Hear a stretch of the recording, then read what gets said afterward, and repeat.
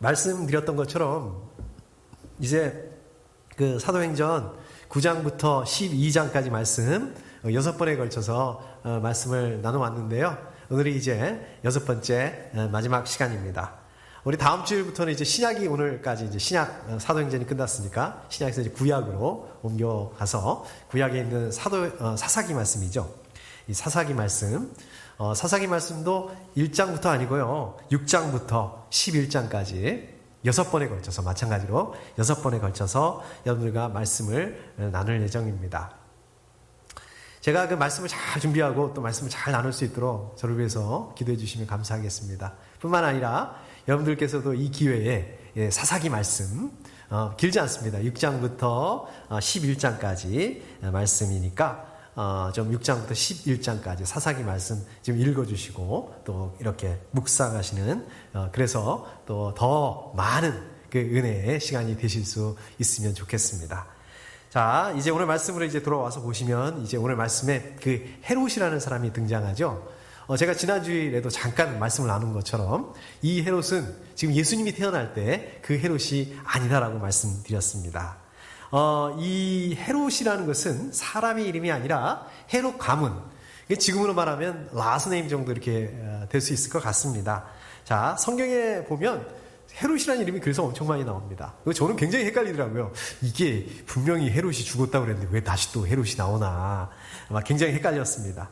지난주에도 말씀드렸던 것처럼 예수님께서 태어나실 때에 그 헤롯은 저희가 그 편의상 헤롯 대왕이라고 이렇게 부른다 말씀 나눴죠. 그리고 이제 오늘 말씀에서 나오는 사람은 헤롯은 그 헤롯 대왕의 이제 손자가 되는 사람이다. 더 정확하게 말하면 헤롯 아그리파 1세다라고 이렇게 말씀드렸습니다. 이 헤롯 아그리파 1세라는 사람은 이 사람은 사실은 그 로마에서 교육을 받고 로마에서 자라난 그런 사람입니다. 근데 그 로마 황제 중에 그 디베리오라는 그 황제가 있는데요. 이 사람이 굉장히 헤롯 아그리파 1세가 로마 황제 그 디베리오라는 사람한테 좀 총애를 받았던 것 같아요. 그래서 이렇게 왕 앞에서 이야기도 하고 이게 사실 쉽지 않지 않습니까? 근데 왕 앞에서 그 이야기를 하다가 말실수를 하는 바람에 이 황제한테 미움을 삽니다. 그래서 이 황제가 죽을 때까지 그 헤롯 아그리파는 죄수로 이렇게 옥에 갇혀서 죄수로 사는 그런 신세에 처하고 말았습니다. 그런데 이 사람이 다행히 이제 헤롯 아그리파 입장에서는 이 디베리오라는 황제가 죽습니다. 그리고 이제 이어서 이 칼리굴라라는 사람이 이제 로마 황제가 됐는데 아주 그 기사회생이라고 그러죠. 이런 거를 이 칼리굴라에게 좋게 보였던 것 같습니다. 그래서 이제 이 헤롯이 그 팔레스틴 북동부 지방을 다스리는 분봉왕으로 이제 오게 되었습니다. 분봉왕이 됐죠. 그래서 이제 그러고 있었는데 그러다가 이 칼리굴라라는 사람 그 황제가 얼마 못 가서 암살을 당합니다. 이 측근들한테 암살을 당하죠. 그리고 이제 측근들이 누구를 그 황제로 세우냐면 자기 말을 잘 들을 수 있는 이 글라우디오라는 그 황제를 그 후임 황제로 세웁니다. 우리 글라우디오 황제는 성경에도 많이 나옵니다. 우리 사도행전 11장에도 한번 나오고요. 사도행전 18장에도 또 한번 이렇게 그 이름이 나옵니다. 아무튼 이 헤롯 아그리파 1세가 이 글라우디오 황제에게 아주 그 신임을 얻게 돼서요. 이제는 뭐 팔레스틴 그 북동부뿐만 아니라 더 남쪽이죠. 뭐 사마리아, 유다 지역까지 사실상 이 팔레스틴 전 지역을 이제 다스리는 그러한 그 통치자로 등극을 합니다. 그러니까 그 헤롯 대왕, 우리 헤롯 대왕이라고 말하는 데는 뭐 그만한 이유가 있죠.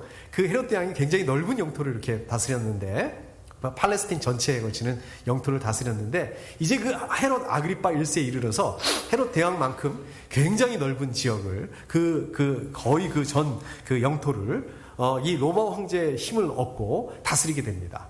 요즘 말로 말해서 이게 뭐 쉽게 말하면 요즘 말로 실세 중에 실세가 됐다. 헤롯 아그리파 1세가 이런 상황입니다. 여러분들 이런 배경을 좀 이렇게 기억하시고 오늘 말씀을 좀 이렇게 보시면 훨씬 오늘 말씀을 그냥 이랬다 저랬다 이렇게 평면적으로 보는 게 아니라 훨씬 깊이 있게 또 입체적으로 오늘 말씀 보실 수가 있습니다. 20절에 보니까 그런데 두로와 시돈 사람들은 헤롯에게 몹시 노여움을 사고 있었다 이렇게 말씀하고 있습니다. 지금 뭔가 문제가 있는 거죠. 갈등이 있는 거죠. 헤롯 아그리파 1세하고, 제가 너무 기니까 그냥 헤롯 왕이라고 이렇게 얘기하겠습니다. 이 헤롯 왕하고 두로와 시돈 사람들하고 이게 지금 갈등이 있었다. 이게 무슨 갈등인지 사실은 좀 알 수는 없습니다. 왜냐하면 성경에서 이야기하고 있지 않기 때문에. 아무튼 그 아그리파 왕이, 헤롯 왕이 그 두로 시돈 사람들에 대해서 노여움을 가지고 있었다. 화가 나 있었다. 다만 20절 끝부분에 보면 그들의 지방이 왕의 영토에서 식량을 공급받기 있었으므로 이렇게 말씀하고 있습니다. 자, 보시면 아시겠지만 두로하고 시돈이 어떤 지역입니까? 이 지도를 보시면 거기가 항구 도시거든요. 항구 도시니까 당연히 그 무역하고 또 그 상업이 발달된 도시겠죠. 그렇기 때문에 여기는 그 농업은 좀 안 하고요. 농업하고 맞지 않는 그런 도시였습니다. 그런 곳이었습니다. 그래서 우리 구약 성경을 보더라도 벌써 그 솔로몬 시대에 어떻게 됐냐면 이 두로 시돈 이 자기들 그 지역이죠. 그 나라 레바논에서 나는 그 백향목이라든지 잣나무라든지 이런 것들 이것을 그 이스라엘에 그 식량하고 이렇게 물물 교환하고 우리가 그랬거든요. 거기다가 이 두로하고 시돈은 그 당시에 그 로마의 직할 식민지, 그러니까 로마 제국이 직접 이렇게 지배하고 있는 그런 지역이었기 때문에 헤롯 지역하고, 헤롯이 다스리는 지역하고는 좀 이렇게 그 다른 나라라고 할 수 없지만 좀 이렇게 통치자가 그 다르니까 꼭 다른 나라처럼 이렇게 식량을 수입하고, 그러니까 두로 시돈 지역이 이스라엘에서 그 식량을 수입하는 지금 그런 상황이었습니다. 그런데 헤롯 왕한테 노여움을 사서 아마 우리가 뭐 추측해보면 그 무역 분쟁 그런 게 있었던 것 같아요. 뭐 우리 지금 요새도 보면 뭐 미국하고 중국하고 막 무역 분쟁으로 뭐 서로 갈등이 있고 뭐 대통령하고 그 주석하고 막 이렇게 말싸움도 하고 막 이제 이러지 않습니까? 아마 그런 일이 있었던 것 같습니다. 자, 그렇게 되니까 식량을 공급하는데 어떻습니까? 두로하고 이제 식량만큼 중요한 게 어디 있겠습니까? 두로하고 시돈 그쪽 사람들이 지금 난리가 난 거예요. 문제가 된 겁니다. 결국 이 블라스도라고 하는 헤롯 왕의 그 시종을 이렇게 그 사람을 통해서 헤롯 왕의 그 노여움을 거둬야겠다 이렇게 생각하고 헤롯 왕하고 화평을 하려고 그렇게 시도를 합니다. 그러니까 아까 말씀드렸던 것처럼 이게 뭐 지금 식량 문제, 비단 식량 문제가 그뿐만 아니라 헤롯 왕이 지금 로마 황제의 총애를 받고 있는 그 로마 황제를 등에 업고 있는 사람인데, 실세 중에 실세인데 괜히 이런 사람을 건드려 가지고 마음을 상하게 하고 뭐 그래서 뭐 심기를 건드리고 이게 좋을 일이 뭐가 있겠습니까? 자, 그래서 그 헤롯 왕의 신임을 받고 있는 블라스도를 통해서 이용을 해서 헤롯 왕의 그 노여움을 지금 풀려고 노력을 합니다. 요즘 사람들을 이렇게 보면 힘 있는, 소위 말해서 힘 있는, 막 권력을 가지고 있고 또 재물을 많이 가지고 있고 이제 이런 사람들이 그렇지 못한 사람들한테 막 못되게 구는 경우가 많잖아요. 뭐 그 아주 사소한 일인데 그거 가지고 화내고 분노하고 막 그러지 않습니까? 이걸 갑질이라고 그러죠. 요즘에 그 뉴스를 보면은 우리 그 재벌가의 그 높은 분들 그 가족들 보면 일하는 사람들한테, 일하는 분들한테 너무 못되게 굽니다. 이거 뭐 너무하다 그럴 정도를 떠나서 죄송합니다. 저는 그 정신병자들 같아요. 뭐 어떻게 하는 거 보면 야 진짜 너무한다 할 정도로 이렇게 갑질을 합니다. 그런데 이렇게 우리는 정치적으로 또 뭐라 그럴까요? 정치적인 권력을 가지고 있거나 또 경제적으로 힘이 있는 이런 사람들뿐만 아니라 우리는 요소에서 자기들이 조금만 힘을 가지고 있으면 그걸 가지고 갖지 못한 사람들한테 우리는 이런 식으로 갑질을 해요. 알고 보면은요. 이게 뭐 꼭 정치적으로 경제적인 이것뿐만 아니라 우리가 도덕적으로 종교적으로 그 우위에 있거나 힘을 가지고 있거나 그런 경우에 막 그걸 가지고 분노하고 화를 내고 막 또 분노라는 그 유혹에 빠지기가 쉽습니다. 그래서 성경에 보면 그런 말씀이 나오죠. 민수기 20장에 보면 그 모세가 어떤 일이 있습니까? 무리바에서 바위를 쳐서 백성들한테 물이 나오게 하는데 그때 화를 내요.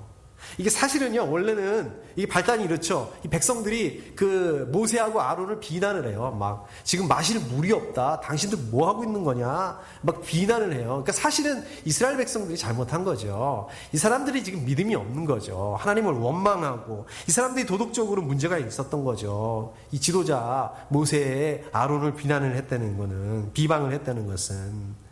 그런데 결국은 어떻게 됩니까? 결과적으로 이 사람들만 그 가나안에 못 들어간 게 아니라 이 사건 때문에 결국은 모세는 가나안에 못 들어가게 됩니다.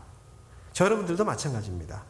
아까 말씀드린 것처럼 우리는 힘이 없는데, 우리는 권력도 없고 재정도 없고 그렇지만 아까도 말씀드린 것처럼 우리가 그나마 가지고 있는 그걸 가지고, 힘을 가지고, 그것도 힘이라고 또 다른 사람한테 갑질을 한단 말이에요. 우리 예를 들자면 우리 비즈니스 하시는 분들 그렇지는 않겠지만 인플루언서들한테, 그죠?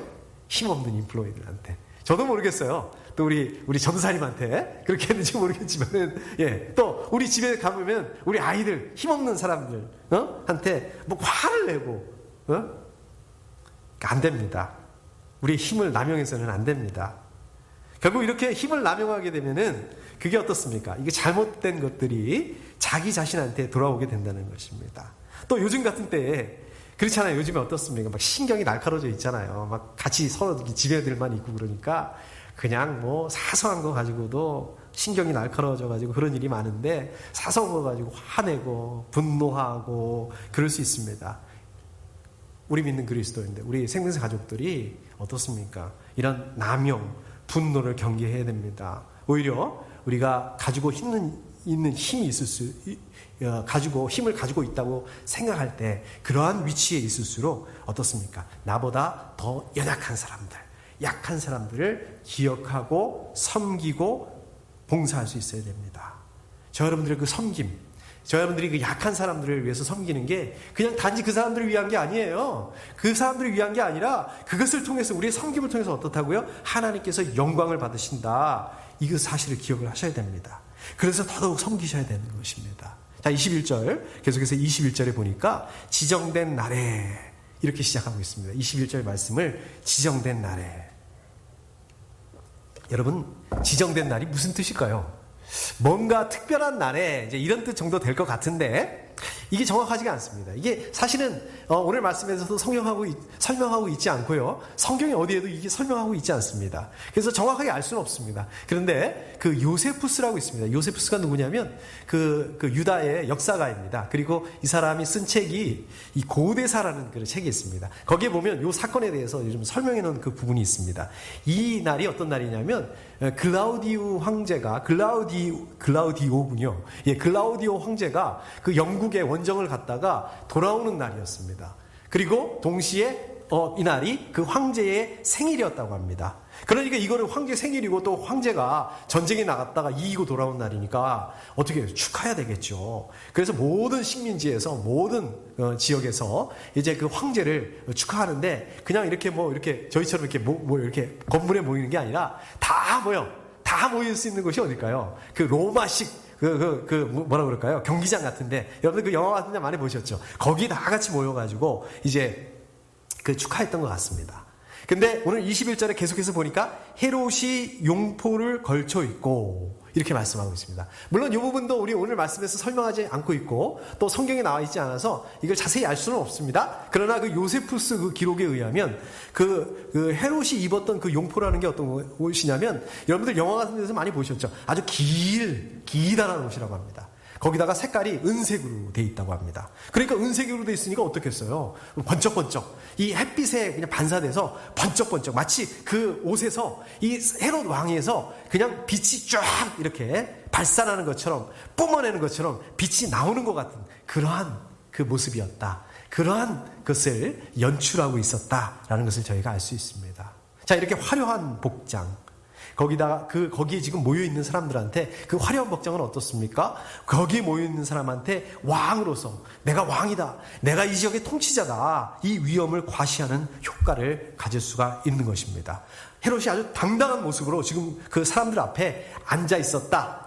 그 왕자에 앉아 있었다. 오늘 말씀 이렇게 하고 있죠? 자, 거기에 모인 사람들은 어떤 사람들이었을까요? 네, 그 황제의 그 생일을 축하하고 또 원정에서 돌아오는 것을 축하하는 그 모든 그 식민지 백성들이, 그 지역의 백성들이 아마 많이 모였을 거예요. 거기다가 아까 말씀드린 두로와 시돈에서 온 사람들도 거기에 있었을 것입니다. 자, 22절에서 계속해서 보니까 사람들이 이렇게 얘기합니다. 신의 소리다, 사람의 소리가 아니다, 이렇게 얘기를 합니다. 아마 그 자리에 지금 그 로마 황제를 대신해서 그 헤롯 왕이 그 자리에서 사람들 모인 그 앞에서 이렇게 연설을 했을 것 같습니다. 어땠을까요? 막 그 영화 같은 데 보면 베란다 높은 자리에, 높은 위치에 그 로마식 그 원형 경기장 제일 높은 그 위치에다가 거기에 그 근엄하게 그 화려한 옷을 입고 화려한 그 왕자에 앉아서 아마 이렇게 연설을 했을 것 같습니다. 그러니까 그 밑에서 그 연설을 듣고 있던 사람들이 어땠을까요? 그 연설을 들으면서 그거 맞다. 뭐 지금으로 말하면 박수를 치고 환호를 보내고 그러면서 신의 소리다, 사람의 소리가 아니다, 아마 이런 식으로 함성을 지르면서 그런 식으로 반응을 했을 것 같습니다. 물론 그 안에는 그 두로와 시돈 사람들도 있었겠죠. 제가 이렇게 자료를 찾아보니까 아마 그 두로와 시돈 사람들이 그 왕한테 잘 보이려고 화친을 하기 위해서 사람 군중들을 막 이렇게 돈 주고 사서 그렇게 했을 거다. 물론 그럴 수도 있지만 아닐 수도 있을 것 같아요. 아무튼 거기다가 그 아까 말씀드렸던 것처럼 이렇게 그냥 그 긴 화려한 옷에 그 은빛 번쩍번쩍 그 광채가 뿜어져 나오는 그러한 그 효과, 이런 분위기를 보면 어떻습니까? 이거는 뭐 이렇게 사람들 밑에서 이렇게 올려다보면은 이야, 저거는 진짜 무슨 신이 하늘에서 내려와 가지고 연설하고 있는 이런 분위기들. 사람들 또 어땠습니까? 그 당시 사람들, 그 정통 유대인들 빼놓고는요, 그 로마식 교육을 받은 사람들은 어떻습니까? 그 로마식 세계관을 가지고 있는 사람들, 두로 시돈 사람들, 이런 사람들은 어떤 사람들입니까? 그냥 뭐 하나의 하나님 이거 아니에요. 그냥 자연 물질마다, 우주 만물마다 다 그게 신이다. 이걸 뭐라고 얘기합니까? 우리 범신론적 세계관이라고 그러잖아요. 이런 그 신관을 가지고 있었거든요. 신에 대해서 이렇게 생각하고 있었거든요. 거기다가 정치 권력을 가지고 있는 사람들, 예를 들자면 로마 황제라든지 또 국왕이라든지 이런 사람들을 신의 아들이다. 신을 대신해서 통치하고 있는 신의 아들이다. 이렇게 믿었거든요. 자, 그렇기 때문에 그러한 헤롯을 경리하기 위해서 신의 아들이다. 사람의 소리가 아니다. 신의 소리다. 사람의 소리가 아니다. 아마 이렇게 외쳤을 것 같아요. 그런데 헤롯이 이렇게 반응하는 사람들한테 어떻게 반응했어야 될까요? 멈춰라. 이렇게 저지했어야 되는 거예요. 꾸짖었어야 되는 것입니다. 근데 오히려 속으로는 어땠을까요? 멈춰라 이렇게 하기는커녕 좀 계속해줬으면, 그런 말을 하지 않았지만 계속해줬으면 계속해 아마 이렇게 계속해서 이렇게 외쳐주기를 바랐는지도 모르죠. 이 헤롯의 모습은 우리 베드로, 바울, 바나바 하고는 완전히 비교가 됩니다. 헤롯이 왜 그랬을까요? 왜 이럴 수밖에 없었을까요? 지금 사실은 이전에 어떤 일이 있었습니까? 베드로 때문에 자존심 상했어요. 베드로를 가두고 베드로를 처형을 하려고 그랬는데, 베드로가 그냥 그 입장에서는, 왕 입장에서는, 헤롯 입장에서는 지금 탈옥을 한 거잖아요. 그것 때문에 아주 자존심에 큰 그 상처를 입었어요. 어떻게 할 수가 없으니까. 자기 마음대로 안 되니까. 그냥 그 교회를 좀 없애버리려고 그랬는데, 그게 안 되니까 상처를 입었습니다. 자, 그런데 어떻습니까? 마침 이런 상황에서 사람들이 신의 소리다. 이거는 사람의 소리가 아니다. 이렇게 해주니까 어떻습니까? 우쭐해지는 겁니다. 오히려 자기가 겸손함으로 자기 자신을 낮춰야 되는데, 자기를 신격화하는 그 소리를 좋아하고 내버려 둡니다. 자기 인간의 그 한계를 망각해버립니다. 이것이 바로 하나님 앞에 죄다라고 말씀하고 있는 것입니다. 아까 말씀드렸던 것처럼 지금 이 헤롯의 모습은 바울, 바나바, 베드로하고는 완전히 반대입니다. 베드로는 어떻게 했습니까? 우리 지난번에도 본 것처럼 고넬료가 그 발 아래 엎드렸을 때, 고넬료 어떤 사람입니까? 이 로마의 굉장히 높은 사람이에요. 백부장이었습니다. 그런데 발 아래 엎드려가지고 발 아래 엎드리니까, 인사를 하니까 베드로 그러잖아요. 일어나십시오. 나도 역시 사람입니다. 이렇게 얘기를 합니다. 바나바, 바울 전도여행을 할 때 루스라라는 곳에 들러서 거기서 병자를 고쳐줍니다. 그러니까 거기 그 지역의 사람들이 어떻게 생각을 해요? 저 사람들은 사람이 아니다. 신이다. 바나바를 제우스 신이라고 생각을 합니다. 또 그 바울을 헤르메스 신이라고 생각을 해요. 이 제우스 헤르메스 신이 사람의 모습으로 이렇게 우리들에게 왔다. 그러니까 이 바나바하고 바울이 어떻게 반응합니까? 옷을 찢어요. 옷을 찢는다는 건 뭐예요? 그거 아니다. 절대 아니다. 이제 이런 뜻이죠. 그리고 이 사람들이 자기들한테 제사를 지내려고 하니까 막 옷을 찢으면서 하나님께 제사 드려야 된다. 이 영광을 하나님께 돌립니다. 여러분, 이렇게 하나님께 영광을 돌린 베드로, 바울, 바나바하고 오늘 말씀 이 헤롯의 교만이 완전히 지금 대조가 되고 있는 거예요. 자, 23절에 보니까 결국 사달이 일어납니다.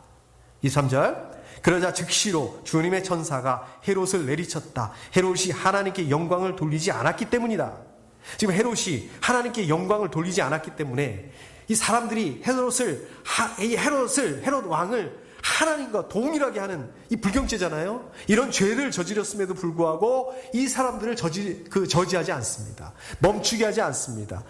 예배의 유일한 대상은 하나님이신데 하나님께 영광을 돌려야 되는데 하나님께 영광을 돌리지 않습니다. 하나님께 돌아가야 될 그 영광을 어떻습니까? 자기가 지금 가로채고 있는 거예요. 자기의 헤롯 왕의 교만함입니다. 이 자만심을 만족시키려고 했기 때문에 결국 하나님께서 헤롯을 치셨다라고 말씀하고 있는 것입니다. 그 다음에 보시니까 그는 벌레에 먹혀서 죽고 말았다. 저는 이 말씀 보고서요, 헤롯이 어떻게 죽었는지 알 수가 없죠. 이 말씀만 보면 우리가 헤롯이 어떻게 죽었는지 알 수가 없습니다. 사실은 정확하게 알 수가 없습니다. 저는 이 말씀을 보고 그렇게 생각을 했습니다. 아마 전갈이잖아요. 정갈 같은 독충이 발을 꽉 깨물어가지고 그 자리에서 확 이렇게 즉사했나 보다. 이렇게 상상을 해본 적이 있습니다. 성경에 자세히 나와 있지 않은데 이것도 요세푸스 기록에 보면 자세히 나와 있습니다. 그 요세푸스 기록에 보면 이 지금 헤롯 왕이 5일 동안 갑자기 복통이 왔답니다. 갑자기 복통이 와가지고 5일 동안 복통으로 아주 고생을 하다가 결국은 5일 만에 죽었다라고 이렇게 기록을 하고 있습니다. 요세푸스 기록에 보면. 근데 여러분 한번 생각해 보십시오. 재밌잖아요. 이 사도행전을 쓴 사람이 누굽니까? 사도행전의 저자가 누가예요. 누가 직업이 뭐죠? 의사입니다. 그래서 우리 사도행전이나 누가복음에 보면 항상 병자를 여러분 잘 보시면 이 병자를 표현할 때 누가는 의사이기 때문에 자기 직업을 살려가지고 굉장히 자세하게 묘사하는 그런 습성이 있어요. 근데 보십시오. 오늘 여기 말씀에 보면은 그 부분에 대해서 기록하고 있지 않습니다. 자세히 기록하고 있지 않습니다. 오히려 요세푸스보다도 더 그냥 간단하게 기록을 하고 있습니다. 왜 그랬을까요? 헤롯이 죽었는데 헤롯이 왜 죽었을까? 그런 의학적인 원인보다 뭐라고요? 헤롯이 죽게 된 근본 원인이 무엇인가? 뭐죠? 우리 사도행전 12장 시작하면서 어떤 일이 일어났다고요? 헤롯이 사도 야고보를 죽였습니다. 자, 그 여세를 몰아서 베드로를 죽이려고 했습니다. 또 그 여세를 몰아서 교회를 말살하려고 합니다. 그리스도인들의 씨를 아주 말려버리려고 그랬습니다. 또 어떻습니까? 오늘 말씀을 보니까 하나님의 영광을 이런 식으로 가로챕니다. 그걸 말씀하고 있는 것입니다. 지금 그걸 말씀하고 싶은 거예요. 자, 여기서 보면은 헤롯 아그리파 왕, 헤롯 아그리파 1세, 뭐라 그럴까요? 이게 명예욕이라고 그러죠? 이 영광, 명예에 대한 욕심, 이 집착이 대단한 것을 보게 됩니다. 여러분, 이 헤롯 가문은 이 이두메 출신이라는 콤플렉스를 가지고 있었습니다. 이두메가 뭘까요? 이두메는 뭐냐면, 여러분 아시겠지만, 우리가 중간기에 보면 유다가요, 잠깐 독립을 해요. 한 200년인가 300년 동안 독립을 합니다. 이 독립왕국이 됩니다. 그리고 좀 힘이 세져가지고, 나중에 에돔은 여러분 잘 아시다시피 에서의 후손들이 세운 나라죠. 이 에돔을 정복을 해버려요. 그리고 이 유다하고 에돔, 이것을 혼혈 정책이었습니다. 그냥 말살 정책이죠. 혼혈 정책을 써요. 그래서 혼혈아를 낳게 만드는데 혼혈아에서 나온 사람들을 이두메 사람들이라고 이렇게 얘기를 하죠. 아무튼 헤롯 대왕도 이 이두메 출신이라는 이 컴플렉스 때문에 이것을 없애기 위해서 또 유대인들의 지지를 받기 위해서 어떻습니까? 예루살렘에 성전을 지어주잖아요. 그래서 우리가 이것을 헤롯 성전이라고 말하지 않습니까? 이것도 그냥 대충 지은 게 아니라 아주 웅장하게 유대인들의 지지를 받기 위해서 그렇게 합니다. 또 오늘 말씀에 헤롯 아그리파 1세도 이렇게 보게 되면 유대인들 환심을 사기 위해서, 그러니까 여기서 유대인이라 하면 그리스도인들 말고 유대교를 믿는 유대인들을 환심을 사기 위해서 사도 야고보를 죽이잖아요. 또 뭡니까? 베드로도 죽이려고 하지 않습니까? 이건 무슨 메시지입니까? 자기도 하나님의 율법에 열심히 있는 유대인이다. 사실은 이 메시지거든요. 이게 지금 헤롯만 그렇습니까? 헤롯만 이렇게 그 자기 영광, 명예욕 이런 것들을 가지고 있습니까? 우리 사람들이 다 마찬가지입니다. 여러분들 이게 대단합니다. 막 돈을 주고 명예를 사는 그런 경우도 있습니다. 우리 여러분들 그 무슬림권에서 명예살인이라고 혹시 들어보셨죠? 명예 때문에 생명까지 포기합니다. 이게 우리 사람들의 본능입니다. 우리 사람들의 본능이 이렇습니다. 그러나 저 여러분들 어떻습니까? 우리의 명예가 아닙니다. 우리는 우리의 명예가 아니라 하나님께 영광을 돌릴 수 있어야 된다. 오늘 말씀 바로 이 말씀입니다. 그런데 저 여러분들은 어때요? 저 여러분들이 우리가 영적으로 건강할 때, 우리 정신이 말짱할 때는 어떻습니까? 하나님께 영광 돌리는, 당연하지. 뭐 그 당연한 말을 그렇게 해. 예, 당연하다고 생각을 합니다. 그러나 우리의 영이 병에 들면 어떻게 될까요? 그렇지 못합니다. 우리 성경에 그런 분이 나오죠? 우리 사울 왕이 어떻습니까? 하나님께 범죄합니다. 하나님께 죄를 져요. 그러면 어떻게 될까요? 이 제정신이라면, 영적으로 그 정상적이라면 어떻습니까? 당연히 먼저 자기 죄에 대해서 하나님 앞에 나아가서 반성해야 되고 하나님 앞에서 회개해야 됩니다. 그렇게 해야 되는 게 먼저 아니겠습니까? 근데 그렇게 하지 않습니다. 어떻게 합니까? 어떻게 해서든지 자기 체면을 세워달라고, 사람들 앞에서 좀 내 체면을 세워주십시오, 이렇게 사무엘에게 이렇게 요청을 합니다. 바리새파 사람들 어떻습니까? 외식을 통해서 다른 사람들에게 영광을 취합니다. 실제로 우리 역사에 보면은요, 그 예수님 당시에 이스라엘 사람들은요, 바리새파 사람들에 대해서 굉장히 좋은 인식을 가지고 있습니다. 저 사람들 굉장히 청렴한 사람들이다. 마치 우리나라로 말하면 그 사대부 양반들 막 이렇게 생각하는 것처럼, 별로 그 가진 거는 없지만 그 재력은 없고 또 정권을 가지고 있지는 않지만 정말 청렴한 사람들이다. 이렇게 그 외식을 통해서 이런 그 인상을 가지고 있었다. 그렇다는 것입니다. 저 여러분들 오직 하나님만 바라보셔야 됩니다.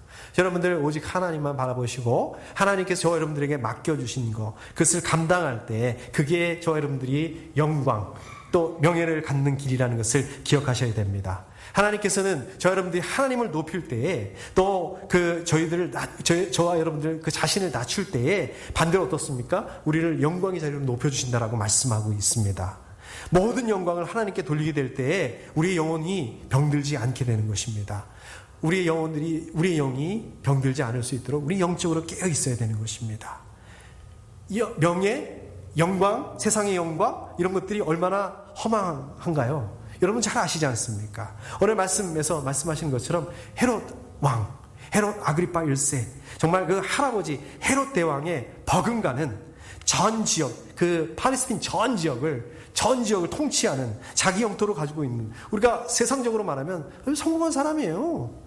이 사람 성공자예요. 거기다가 또 그 로마 황제가 어떤 사람입니까? 총애를 받고 있는, 정말 자기가 마음만 먹으면 뭐든지 할 수 있는 사람. 말 한마디만으로 그냥 사람 목숨이 왔다 갔다, 야고보, 사도 야고보, 그냥 말 한마디로 바로 그냥 이렇게 처형을 해버리지 않습니까?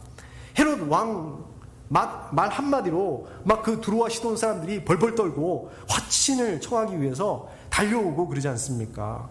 헤롯이 연설을 하니까, 야, 신의 소리다, 저거는 사람의 소리가 아니다, 이러지 않습니까? 그런데 어떻습니까? 하나님이 치시니까 그냥 한 방이에요. 허망하게 다 날아가 버리고 맙니다. 우리 사람이 이렇게 연약한 존재입니다. 여러분들 잘 아시는 그 역사의 그 알렉산더 대왕이 얼마나 대단합니까?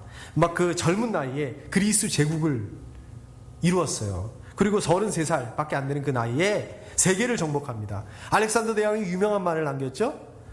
더 이상 정복할 땅이 없다.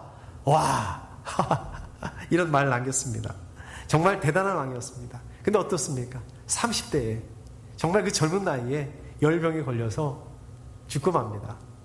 죽으니까 무슨 소용이 있습니까? 넓은 그 왕국, 권력, 이게 다 무슨 소용이 있습니까? 말이 나왔으니까 또 이런 분이 있죠. 말 잘하고 굉장히 유명하신 분이 있죠. 로마, 줄리어스 시저. 이분이 원래 그 군인이었습니다. 그냥 그 전쟁을 얼마나 잘하는지, 이분이 이런 말을 남겼죠. 그냥 전쟁에 나가기만 하면, 싸움만 하기만 하면 무조건 이기는 거예요. 그래서 무슨 말을 남겼습니까? 여러분 잘 아시다시피, 왔노라, 보았노라, 이겼노라. 저는 왔노라, 싸웠노라, 이겼노라 이건 줄 알았더니, 왔노라, 싸웠노라, 이겼노라가 아니라, 왔노라, 보았노라, 이겼노라. 왔어요, 봤어요, 끝, 이겼다. 야, 이 정도로 대단한 그 사람이었습니다. 이 사람이 막 이렇게 전쟁에 승승장구하니까 이 사람이 또 잘생겼다고 그러네요. 그 기록을 보니까 막 대중의 인기가 굉장히 높습니다. 나중에는 이제 정치가가 되죠. 정치가가 되니까 그 다른 정치가들이, 라이벌들이 얼마나 많이 견제를 했겠습니까? 이제 하루는 아니라 한 번은 시저가 이제 그 원정에 나갔습니다. 원정에 나갔다가, 유럽 원정에 나갔다가 이제 그 돌아오게 됐습니다. 돌아오는데 유럽 대륙에서 이렇게 그 이탈리아 반도로 넘어오게 되는 그 경계선이 루비콘 강이라는 강이 있어요.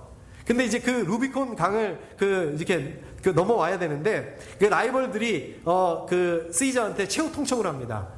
그 루비콘 강을 건너기 전에 무장을 다 해체하고 너 혼자만 넘어와라. 무장이 없는 상태로 이렇게 넘어와라. 이제 그렇게 되면 이제 로마에 와서 이제 그 시저를 제거하겠다. 이제 이런 계획을 가지고 있었던 거죠.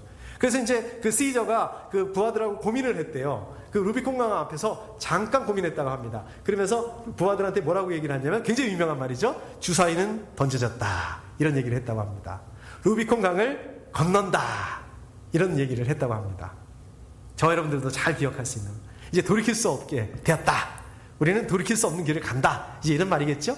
결국 그 로마로 그 군대를 이끌고 입성을 해서 그 라이벌들하고 전투를 하고 결국은 그 종신 그 독재관이 되었다고 합니다. 아직 황제가 된 건 아니고요. 또 이분이 그 유명한 일을 많이 했어요. 유명한 말도 많이 남겼지만 또 유명한 일도 많이 했습니다. 그 달력을 남겼는데 자기 이름을 따서 우리가 영어식으로 줄리어스라고 얘기하지만 율리어스 력이라고 얘기를 하죠. 우리가 지금 쓰고 있는 달력이 이분이 그때 만든 그 달력이라고 합니다. 야, 대단하죠. 예. 근데 이 대단한 이 줄리어스 시저, 정말 그 죽음을 보면 허망하게 죽게 됩니다. 이 사람도 암살을 당하는데 자기가 그렇게 믿고 아꼈던 그 자기의 신복이 그 암살자 중에 한 명 있었습니다. 누굽니까? 이 브루투스라는 사람이죠. 그래서 브루투스 넘어져도 라는 말을 남기고 마지막으로 죽었다고 합니다. 여러분, 이 명예, 세상의 권력이라는 것이 이렇게 허망합니다. 허망해요. 정말 하나님의 은혜가 아니고서는 뭐 요즘 같은 때는 말할 것도 없죠. 하나님께서 우리 삶을 허락하지 않으시면 정말 한순간 잠시라도 우리는 숨조차 쉴 수 없는 그런 존재. 정말 내가 잘나서, 내가 잘해서 잘나긴 뭘 잘납니까? 잘하긴 뭘 잘해요.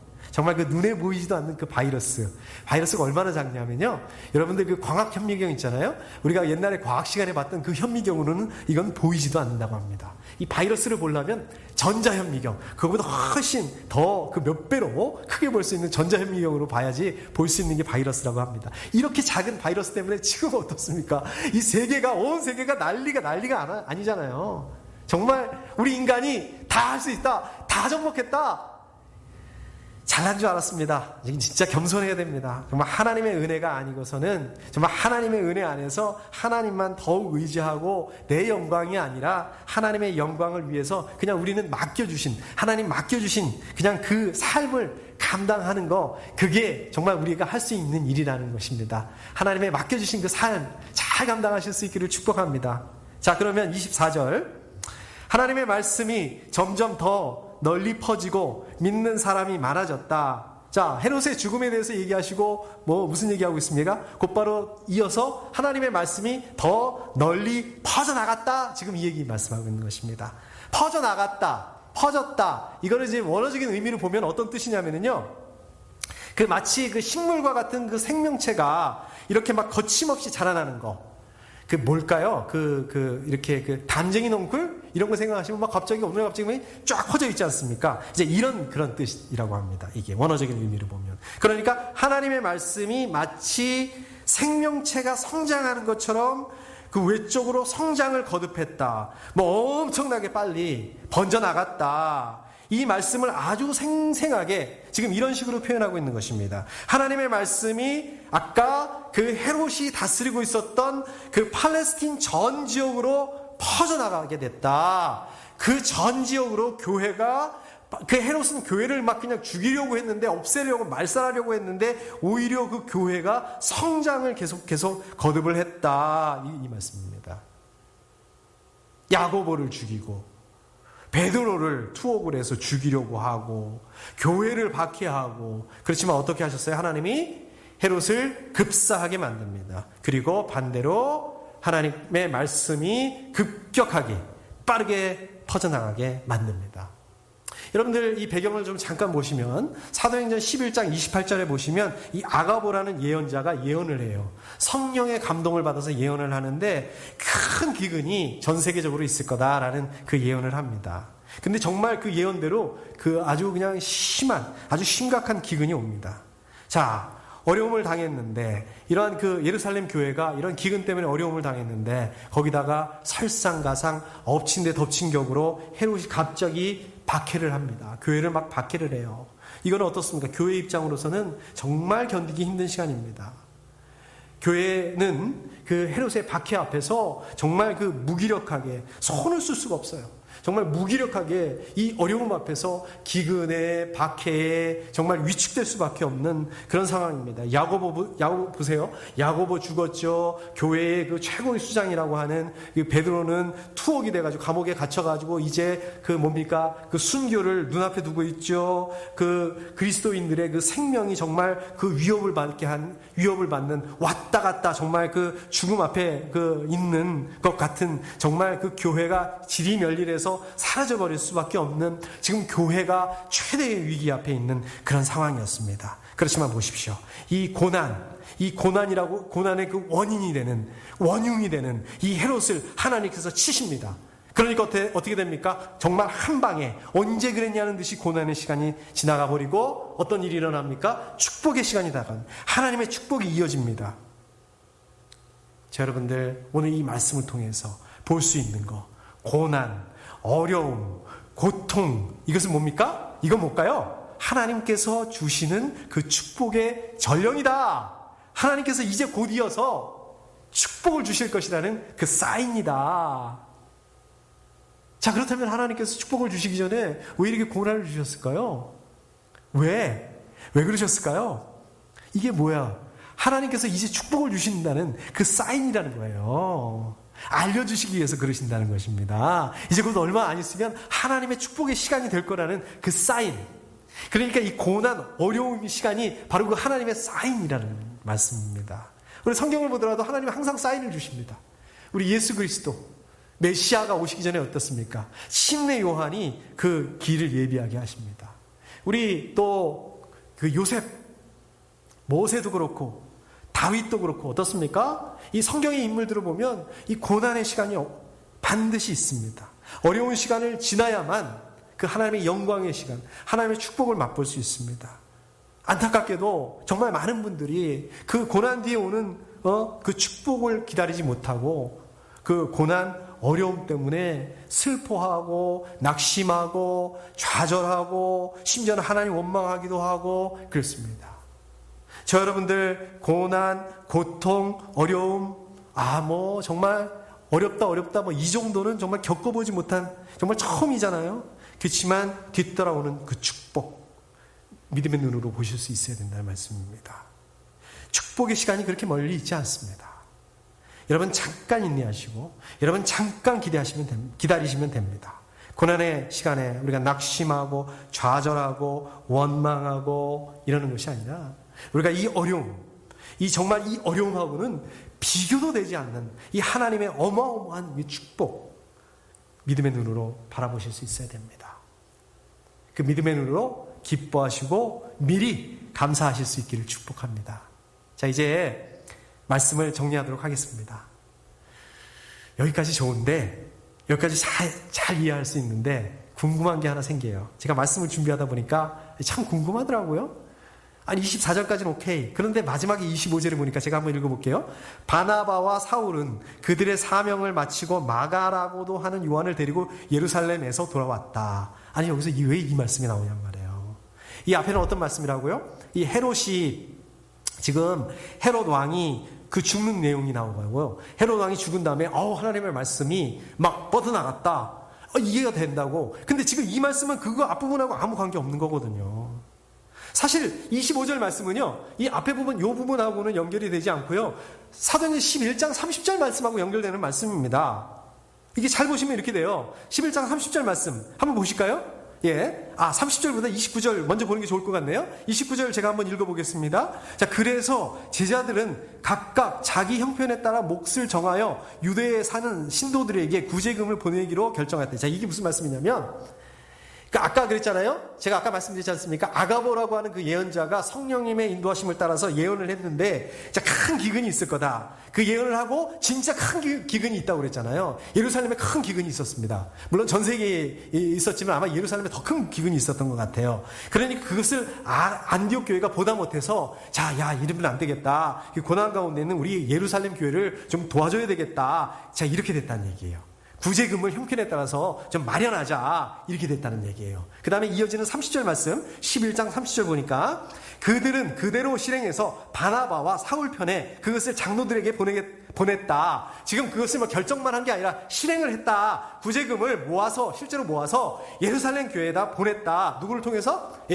바울과 바나바를 통해서 보냈다는 얘기예요. 그리고 오늘 말씀 끝부분 12장 25절로 연결되는 거예요. 12장 25절에 보니까 바나바와 바울은 그들의 사명을 마치고 마가라고도 하는 요한을 데리고 예루살렘에서 돌아왔다.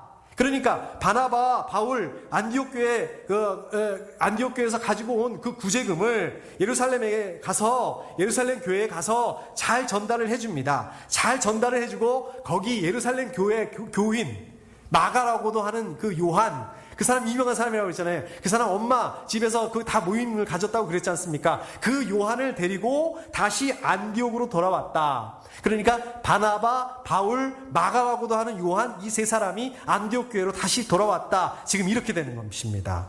그러니까 이게 어떻게 됩니까? 다시 말하자면 어떻게 되는 거예요? 지금 안디옥 교회에서 예루살렘 교회를 돕기 위해서 예루살렘으로 온 그 바나바와 바울이 예루살렘 교회에서 일어났던 그 모든 일, 그 고난, 어려운 시간이 다 끝난 다음에 안디옥 교회로 돌아왔다. 다시 말씀드리자면 어떻습니까? 예루살렘 교회가 지금 그렇게 어려움을 당하고 있어요. 힘든 시간 가운데 있어요. 그 가운데 안디옥 교회에서 온 바나바, 바울이 거기 예루살렘 교회하고 같이 있었다. 그 예루살렘 성도들하고 같이 있었다. 그냥 가지고 온 성금, 구제금, 이거 전달하고 그냥 도망치듯이 이렇게 온 게 아니라 어려운 가운데 동참하고 있었다. 물론 상징적으로 바나바와 바울이지만 어떻습니까? 안디옥 교회 전체가 그 예루살렘 교회의 어려움에 같이 있었다. 이 말씀입니다. 이게 무슨 뜻일까요? 이게 진정한 도움이라는 말씀입니다. 여러분, 진정한 도움이 뭘까요? 마음을 나누는 거예요. 아플 때 같이 있어주는 겁니다. 같이 있으면서 그 아픔을 마음으로 공감해 주는 것입니다. 위로의 말, 어떨 때는 위로의 말이 위로가 될 수 있지만 어떨 때는 그 위로의 말조차 필요 없을 때가 있습니다. 그냥 옆에 있으면서 손 잡아주면서, 요즘 같은 데 손 잡아주면 안 되겠네요. 아무튼 이렇게 다른 지체들의 아픔에 대해서 동참해 주는 거, 생사고락을 함께하는 거, 그 아픔이, 그 어려움이 완치될 때까지 같이 아파하면서 그 옆에 있어주는 거, 함께 고통을 이겨내 주는 거, 이게 진정한 도움입니다. 그 말씀입니다. 그 말씀하기 위해서 여기다 써놓고 있습니다. 자, 근데 그 뒤에 보십시오. 마가라고도 하는 요한을 데리고서 예루살렘에서 돌아왔다. 이게 무슨 말씀일까요? 이거는 또 여기다 왜 붙여놨는지 이게 참 이해하기가 어렵습니다. 자, 근데 이 말씀 굉장히 중요한 의미를 가지고 있습니다. 이 말씀은 무슨 뜻이냐면, 이제 하나님의 말씀이, 복음이 사도행전 13장 이후에는 어떤 일이 일어납니까? 복음이 바울과 바나바를 통해서 계속 퍼져나가게 되거든요. 지금 이걸 말씀하고 있는 거거든요. 지금 어떻습니까? 예루살렘 교회에서 중요한 역할을 담당했던 그 마가라고도 하는 요한, 그 사람이 안디옥 교회로 왔다. 이 말씀 무슨 말씀입니까? 예루살렘 교회가 안디옥 교회를 인정한다. 뭘 인정해요? 앞으로 그 안디옥 교회에서 안디옥 교회를 중심으로 해서 전개될 그 이방 선교에 대해서 그것을 인정한다. 이것을 암시하는 말씀입니다. 이제 안디옥 교회를 중심으로 해서 하나님의 말씀이, 복음이 이방 가운데로 널리 퍼져나가게 될 건데 이거를 인정한다. 자, 그렇기 때문에 이 말씀 무슨 말씀입니까? 여기 25절에 이 끝부분, 이거 무슨 뜻입니까? 이 말씀이 이제 본격적으로 그 이방 선교를 위한 준비가 완료됐다. 자, 그런 의미에서 어떤 의미입니까? 베드로를 중심으로 해서 지금 1장부터 12장까지는 사도행전 1장부터 12장까지는 베드로를 중심으로 한 정말 예수님께서 예루살렘과 유다와 사마리아와 이 지역을 중심으로 한 사역이었는데, 이제는 어떻습니까? 바울을 중심으로 한 이방전도, 그 너머로 넘어가는, 전환되는 그 말씀입니다. 지금 이 말씀이 바로 그 전환되는 그 전환점에 서 있다는 말씀입니다. 자, 이제부터는 사도행전 13장 말씀이 시작이 되는데, 사도행전 13장 말씀, 이방 성격을 본격적으로 이제부터 시작합니다. 기대하십시오. 개봉박두. 이렇게 되는 겁니다. 이 말씀이 어떻습니까? 이제 패러다임에서 예루살렘과 유다와 사마리아와 이 패러다임에서 땅끝까지 이 패러다임으로 바뀌는 전환점이 되는 대단한 말씀이라는 거예요. 오늘 말씀을 제가 준비하면서 지금 상황, 여러분들이 야말로 사도행전 12장 25절 말씀에 서 있구나, 그런 생각을 하게 되었습니다. 코로나 바이러스라는 상황, 벌써 한 달 넘게 저희들 이렇게 모이지 못하고 있죠? 온라인 예배로 드리고 있죠? 어저께 우리 대웅 형제가 오늘부터 모여서 예배 드리는 겁니까? 이제 이렇게 얘기를 하더라고요, 카톡에서. 아직 온라인 예배를 드리고 있죠? 만나고 싶어도, 우리 아까 임수원 목사님 기도했던 것처럼 만나고 싶어도 우리 만날 수 없는 상황입니다. 식당이 문을 다 닫았어요. 커피숍도 문을 닫아서 만날 수가 없습니다. 다들 집에만 계시잖아요. 직장에 나갈 수도 없고, 직장에 나가서 일을 하시더라도 굉장히 제한적입니다. 사업하시는 분들도 너무 어려운 시간이잖아요. 처음에는 2주만 참으면 되겠지, 한 달만 참으면 되겠지.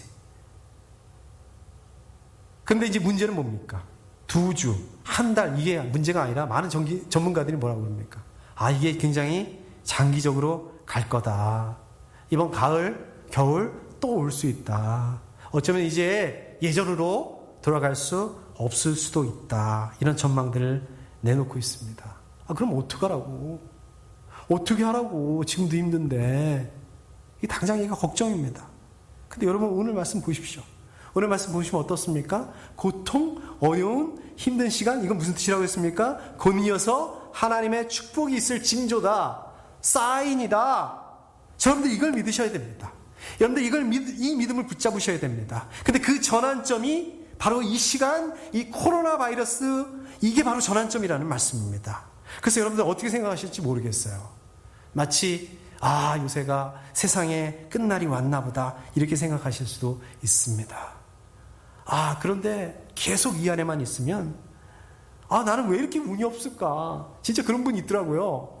그 치킨집을 오픈을 했는데, 그랜드 오픈했는데 바로 그 다음 날로 문 닫았대요. 문 닫았다는 게 폐업했다는 게 아니라 그냥 그 식당들 영업 정지시키는 바람에 그냥 문 닫고 투고만 하게 됐다, 이 말씀을 들었습니다. 나는 왜 이럴까? 이렇게 스트럭을 하면서, 이거는 뭐라고 그럴까요? 이거는 우리 사도행전 12장에서 계속 머물겠다. 나는 계속 예루살렘에만 머물겠다. 이방인들한테 절대 복음 전하지 않겠다. 우리 같이 나눴지 않습니까? 우리 11장에 베드로가 이방인 고넬료한테 복음을 전한 것 때문에 욕먹고 본욕을 치르고 그랬지 않습니까? 이거는 나는 베드로를 중심으로 한 사도행전만 좋다. 제가 그랬어요, 진짜로. 청년 때 사도행전을 이렇게 읽다 보면 처음에 재밌어요. 예수님도 나오죠, 베드로도 나오죠, 알잖아요. 아는 사람이잖아요. 예수님 제자들 나오잖아요. 이러면서 이게 지금 어떻게 재밌어요. 어떻게 돌아가는지 잘 알겠어요. 근데 이놈은 13장만 넘어가게 되면 갑자기 바울이 등장하면서, 모르는 사람이 등장하면서 바울이 어쩌고 저쩌고 어쩌고 무슨 말인지 모르겠어요. 어떻게 돌아가는지를 모르겠어요. 재미가 없더라고요, 13장부터는. 여러분들, 그런데 하나님께서 여러분들을 위해서, 여러분들을 위한, 여러분들의 삶의 여러분들의 사도행전 13장을 준비하고 계시다는 것입니다. 그냥 예루살렘에만 만족하고 이 정도면 됐어, 그건 우리 생각이고요. 그건 저와 여러분들 생각이고요. 하나님께서 저와 여러분들, 우리 생명생교회를 이제 그 예루살렘 이 좁은 지역, 여기가 아니라 영적으로 더 넓은 지역 인도하실 거라는 것입니다. 로마 제국의 그냥 동쪽의 변방, 식민지, 예루살렘, 유다, 여기 만족하는 게 아니라 이 정도가 아닙니다. 로마 제국의 심장, 로마를 향해서 정말 한 단계 더 업그레이드 되는 그러한 믿음, 그러한 삶, 여러분들이 뭐 지금도 그 눈으로 보고 계시는 거 있죠? 지금도 그거 안 될까봐 막 끌탕하고 조마조마하고 마음 졸이고 막 그게 되니까 너무 행복하고 이 정도가 아니라는 거예요. 우리 하나님의 스케일이 어마어마하시잖아요. 여러분 요새 주중에 우리 에스겔 말씀 보고 있잖아요. 에스겔 말씀 보면 어떻습니까? 이스라엘 사람들이 바빌로니아에 포로를 끌려왔어요. 너무 힘들고 너무 고통스럽습니다. 좀 제발 이 어려움만, 이 고통만 벗어나면 좀 너무 좋을 것 같은데 하나님이 들으셨습니다. 에스겔을 통해서 오케이, 내가 노예에서 해방해 줄게. 근데 그게 다가 아니에요. 원래 이스라엘 땅, 너희들 살던 땅으로 돌아갈 수 있게 해줄게. 그게 다가 아니에요. 소유권을 너한테 그 땅을 줄게. 그게 다가 아니에요. 하나님을 대적하고 있는 이 이스라엘을 유혹하고 있는 이 악한 세력들 완전하게 심판하시겠다. 그래서 다시는 이스라엘 사람들이 이런 어려움, 고통 가운데 있지 않게 하겠다. 하나님이 이렇게 약속하시는 거예요.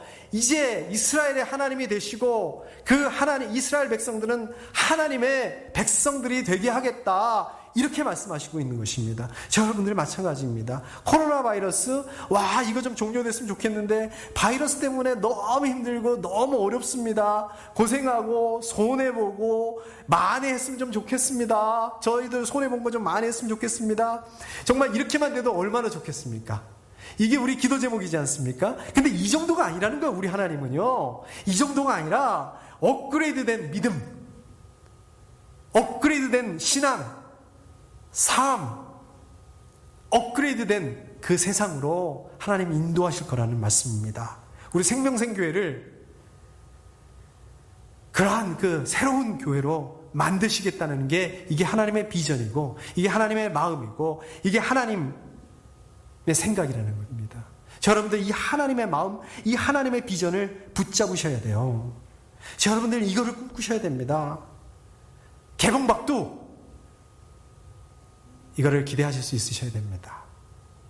이거를 위해서 기도하실 수 있으셔야 됩니다. 함께 기도하겠습니다.